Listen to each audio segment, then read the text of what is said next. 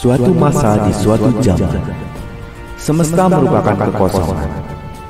Sekalipun segala sesuatunya belum terbentuk, namun segala sesuatunya telah ada. Ruang hampa ini tak terbatas, tak ada awal dan juga tak ada ujungnya.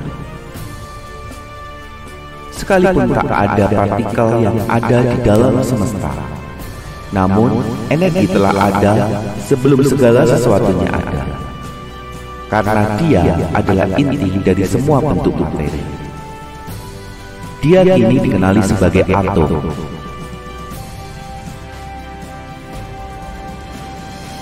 Jangan lupa like dan subscribe sebelum menonton video selengkapnya.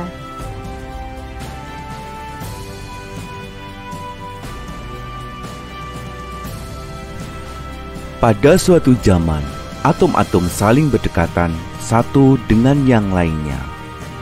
Karena adanya gaya tarik antar energi, maka energi tersebut terus mengental dan menarik energi yang lain.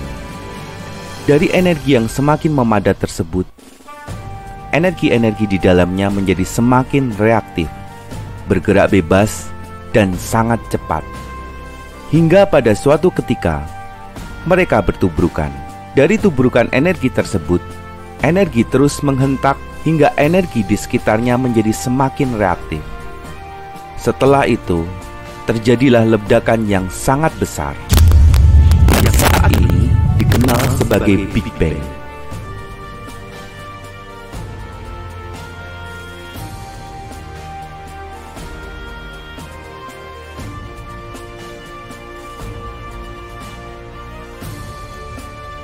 Dari tumbukan yang sangat cepat tersebut, kemudian terciptalah partikel-partikel penyusun semesta. Partikel tersebut memenuhi area sekitar ledakan, yang dinamakan gas hidrogen, yang kemudian lebih dikenal sebagai awan nebula. Namun proses ledakan itu tak berhenti begitu saja. Alam semesta terus membesar hingga saat ini, yang merupakan efek paralel dari ledakan Big Bang. Hal inilah yang menyebabkan alam semesta terus mengalami perluasan di semesta tanpa batas.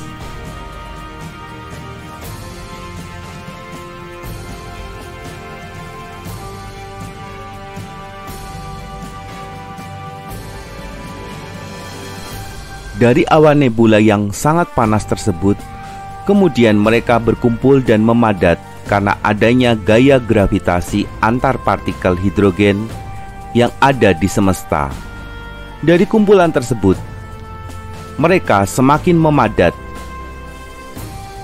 Dari padatan tersebut, yang masih bersinar kemudian dinamakan bintang. Sedangkan yang sudah redup dan tak bercahaya dinamakan sebagai planet. Dari kumpulan-kumpulan lainnya, kita juga mengenali tata surya hingga galaksi yang jumlahnya tak terhitung dan semakin lama semakin bertambah banyak.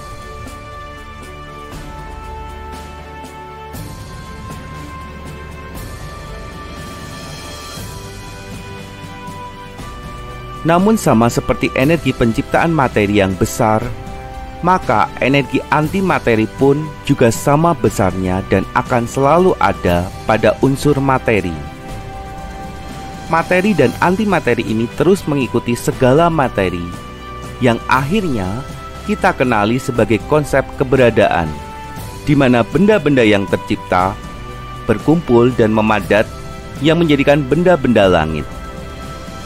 Kemudian mengalami keruntuhan gluon dan quark hingga memicu benda-benda tersebut pada kondisi singularitas. Kondisi ini membuat atom melepaskan seluruh ikatan-ikatannya hingga kehilangan keberadaan bentuk materi.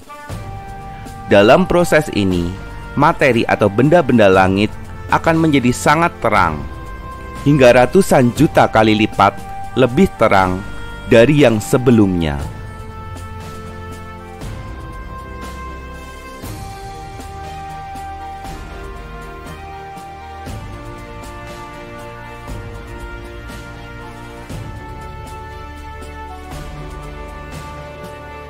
Dengan hal ini, inti helium dan hidrogen menjadi sangat panas hingga mampu membuat benda-benda langit menjadi sangat besar dari ukuran yang sebelumnya. Kemudian, terjadilah runtuhnya sebagian besar materi bintang dengan kecepatan yang sangat tinggi. Benda langit tersebut terus melakukan reaksi fusi yang kemudian membentuk materi yang lebih berat, seperti logam. Kemudian, dengan entropi atau panas yang semakin meningkat tersebut, banyak materi yang berfusi menjadi elemen-elemen baru dan isotop-isotop radioaktif, yang kemudian memicu hentakan atau ledakan besar yang disebut sebagai supernova.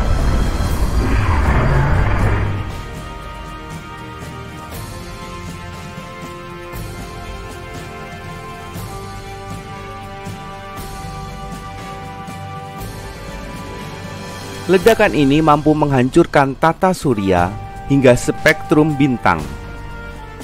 Namun, dengan hal tersebut, planet-planet lain yang ada di dekatnya juga semakin lengkap dengan logam-logam yang terlepas dari ledakan supernova tersebut. Atau mungkin menciptakan rangkaian planet-planet baru dan tata surya baru. Akibat runtuhnya gravitasi dan terlepasnya potensial gravitasi ini, kemudian supernova menjadi benda langit yang sering disebut sebagai katai putih. Dan pada ledakan supernova yang lain, supernova juga menciptakan benda langit yang disebut sebagai black hole.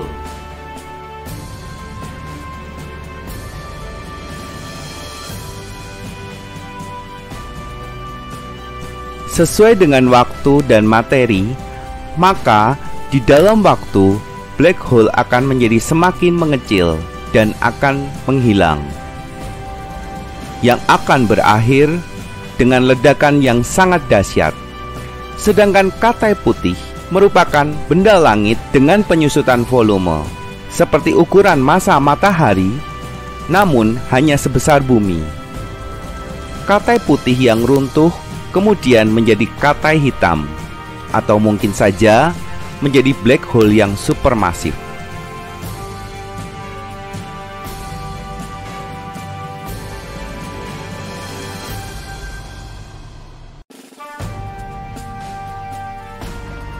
Begitulah supernova terjadi dalam semesta dan menciptakan berbagai unsur yang memperkaya semesta serta menghancurkan semesta.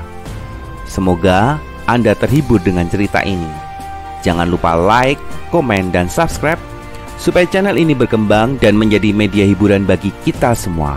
Salam kenal dan selamat beraktivitas.